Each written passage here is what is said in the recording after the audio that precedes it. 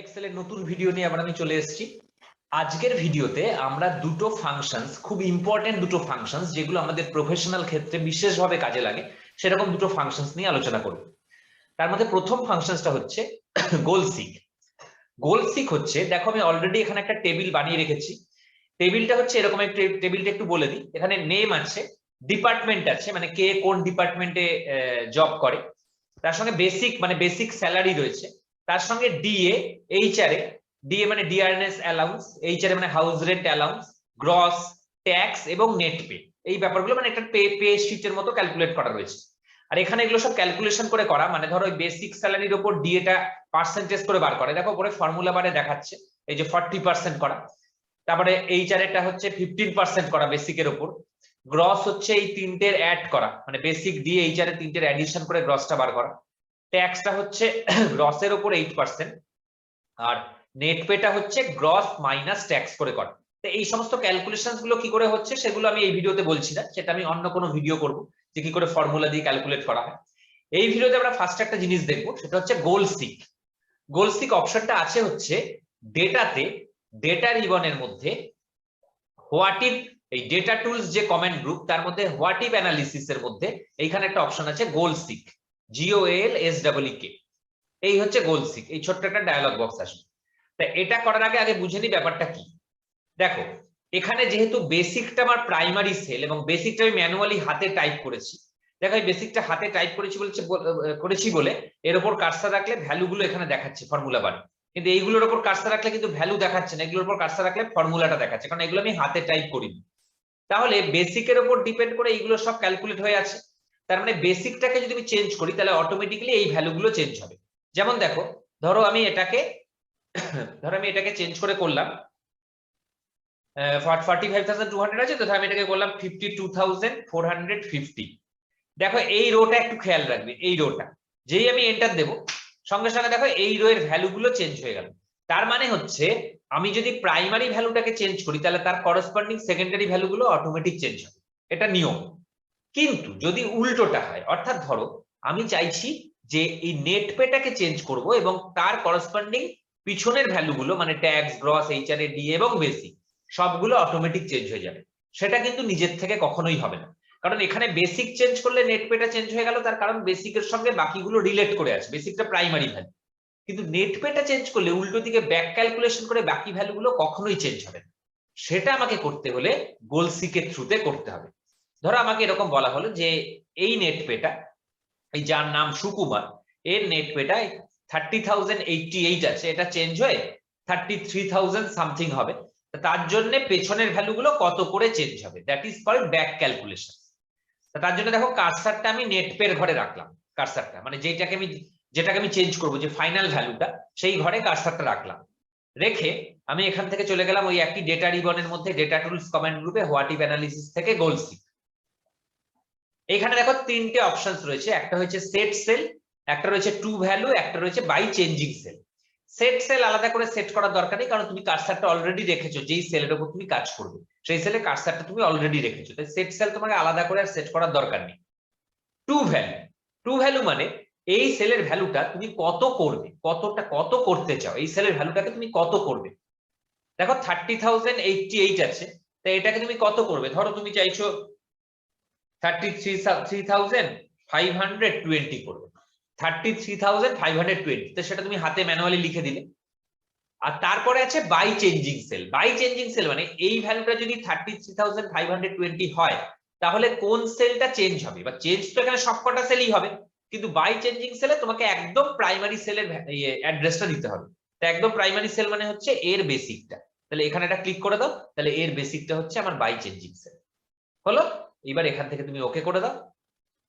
দেখো ওকে করলে অটোমেটিক্যালি দেখো 33,520 চলে এলো এবং তার করসপন্ডিং এই ভ্যালুগুলো অটোমেটিক চেঞ্জ হয়ে গেল। এবং এই অবস্থাতে তুমি যদি এই ডায়লগ বক্সটা থেকে ওকে করে দাও তাহলে এটাই থেকে যাবে, আর যদি ক্যান্সেল করে দাও তাহলে আগেরটা আবার ফিরে আসবে। তা আমি ধরো ওকেই করে দিলাম, তাহলে এইটাই থেকে গেল, ঠিক আছে। এবং এখানে এই ডেসিমেল প্লেস গুলোতে তুমি যদি তুলে দিতে চাও, ডেসিমেল প্লেস গুলো রাখবে না, মানে পয়েন্টের পরে এই ফ্র্যাকশনাল ভ্যালুগুলোকে তুমি রাখবে না, তাহলে এখানে একটা অপশন আছে হোমে যাও, হোমে গিয়ে এই যে এখানে একটা ইনক্রিজ ডেসিমেল, ডিক্রিজ ডেসিমেল দুটো অপশন আছে, তো ডিক্রিজ করে দাও, তো অটোমেটিক্যালি চলে যাবে। আর তুমি যদি শুধু এইটাতে আবার রাখবে দুটো পয়েন্ট, যেহেতু এগুলো আছে, তো এখানে কার্সারটা রাখো, রেখে এখান থেকে এটাকে আবার ইনক্রিজ ডেসিমেল করে দাও, তাহলে এটা সেট হয়ে গেল। তাহলে আশা করছি বোঝা গেছে যে গোল সিক জিনিসটা কি। ঠিক আছে, কোনো একটা ফাইনাল ভ্যালু চেঞ্জ করবো এবং তার করেসপন্ডিং ব্যাক ক্যালকুলেশনে প্রাইমারি ভ্যালু গুলো কত কত করে চেঞ্জ হবে, সেটাই হচ্ছে গোল সিক। এখানে আমি আরেকবার রাফে বলে দিচ্ছি, এখানে কার্সারটা রাখলাম, রেখে এখান থেকে ডেটার মধ্যে, ডেটা টুলস কমেন্ট গ্রুপের মধ্যে হোয়াট ইফ অ্যানালিসিস থেকে গোল সিকে গেলাম। সেট সেল হচ্ছে এটাই, টু ভ্যালু মানে আমি যত করবো, আর চেঞ্জিং সেল হচ্ছে এর করেসপন্ডিং যেটা প্রাইমারি ভ্যালু মানে বেসিকটা, করে দিলে আমাদের হয়ে গেল। ঠিক আছে, আর একটা জিনিস আমরা এই ভিডিওটাতেই দেখবো, এবং এটাও খুব ইম্পর্টেন্ট একটা জিনিস, সেটা হচ্ছে সাবটোটাল। একই জায়গায়, অর্থাৎ ডেটা কমেন্ট গ্রুপের মধ্যেই এই আউটলাইন যে ডেটা রিবনের মধ্যে আউটলাইন যে কমেন্ট গ্রুপটা, তার মধ্যে একটা অপশন আছে সাবটোটাল।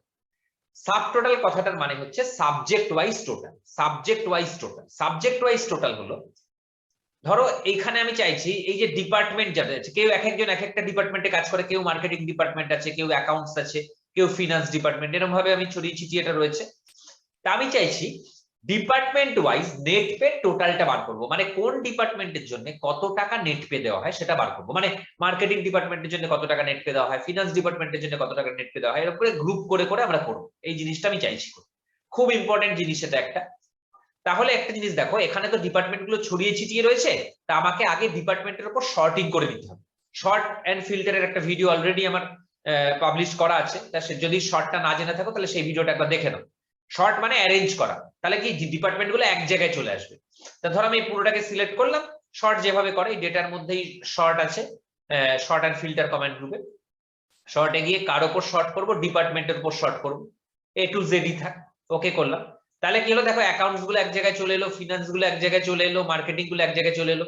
মনে রাখবে, কোনো মানে কিছুর উপর মানে পার্টিকুলার কোনো কলামের উপর যদি সাবটোটাল করতে হয়, তাহলে সেই কলামটাকে অবশ্যই আমাকে আগে শর্ট করে নিতে হবে, এইটা একটু মাথায় রাখবে।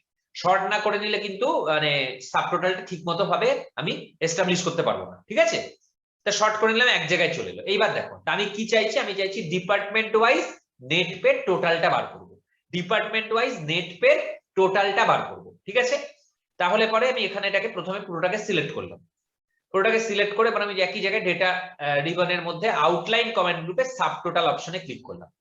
এইবার দেখো সাবটোটাল যে ডায়লগ বক্সটা আসছে, এখানে প্রথমে আছে অ্যাট ইচ চেঞ্জ ইন, মানে কোন কলামের উপর আমি করব। আমি তো ডিপার্টমেন্ট ওয়াইজ করব, তাহলে এখান থেকে ডিপার্টমেন্টটাকে চুজ করলাম। এই যে ডিপার্টমেন্ট, কি করব, সাম করব, কারণ আমি ডিপার্টমেন্ট ওয়াইজ নেট পে টোটালটা দেখবো, তাহলে আমি সামই করব। সাম ছাড়াও এখানে দেখো কাউন্ট, অ্যাভারেজ, ম্যাক্স, মিন, প্রোডাক্ট, এই সমস্ত অপারেশনস গুলো করা যায়, তাই আমি সামই করব। কার ওপর সাম করব,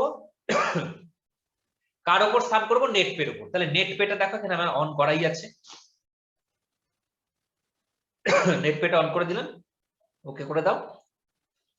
তাহলে এখানে দেখো অ্যাকাউন্টস ডিপার্টমেন্ট, অ্যাকাউন্টস ডিপার্টমেন্টের টোটাল দেখতে পাচ্ছ, ফিনান্স ডিপার্টমেন্ট, ফিনান্স ডিপার্টমেন্টের টোটাল, মার্কেটিং ডিপার্টমেন্ট, মার্কেটিং ডিপার্টমেন্টের টোটাল, এবং লাস্টে গ্র্যান্ড টোটাল।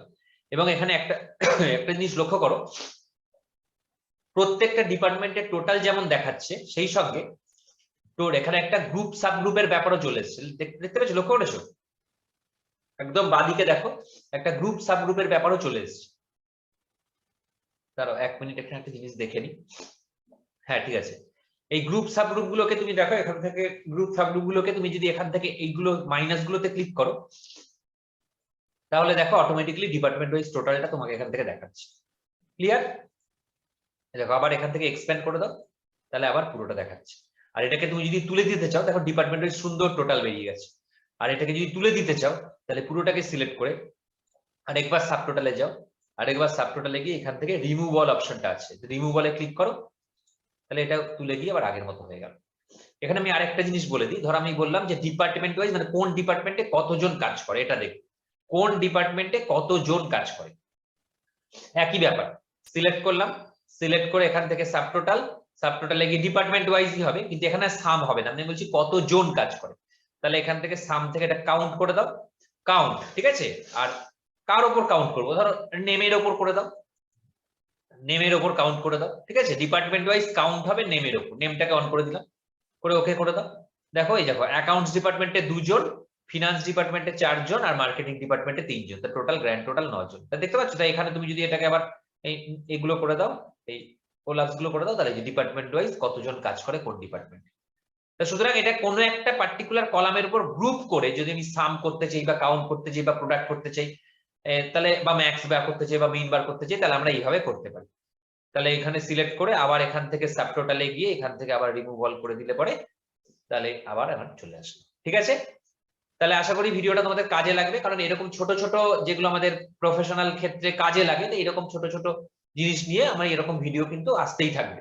তো চ্যানেলটা ফলো করতে থাকো, ঠিক আছে, সাবস্ক্রাইব করে দিও, তাহলে পরে নোটিফিকেশন গুলো পেতে থাকবে, তোমাদের পেতে সুবিধা হবে। তো এরকম এক্সেলে প্রচুর ছোট ছোট জিনিস আছে যেগুলো প্রফেশনাল ক্ষেত্রে আমাদের প্রচুর হেল্পফুল হয়। তাই এরকম একটা দুটো ফাংশনস নিয়ে এরকম ভাবে ভিডিও এই চ্যানেলে আসতে থাকবে। তা ভালো লাগলে অবশ্যই একটা লাইক করে দিও। তাহলে চলো আবার পরে দেখা হবে এক্সেলের এরকমই একটা ছোট ভিডিও নিয়ে। এবং প্যারালালি আবার বলছি, আমার সি প্রোগ্রামিং এর ভিডিওগুলো কিন্তু আসছে, তো সেগুলো যদি তোমাদের মনে হয় তো তোমরা ফলো করতে পারো। ঠিক আছে, চলো নেক্সট ভিডিওতে আবার একটা দেখা হবে।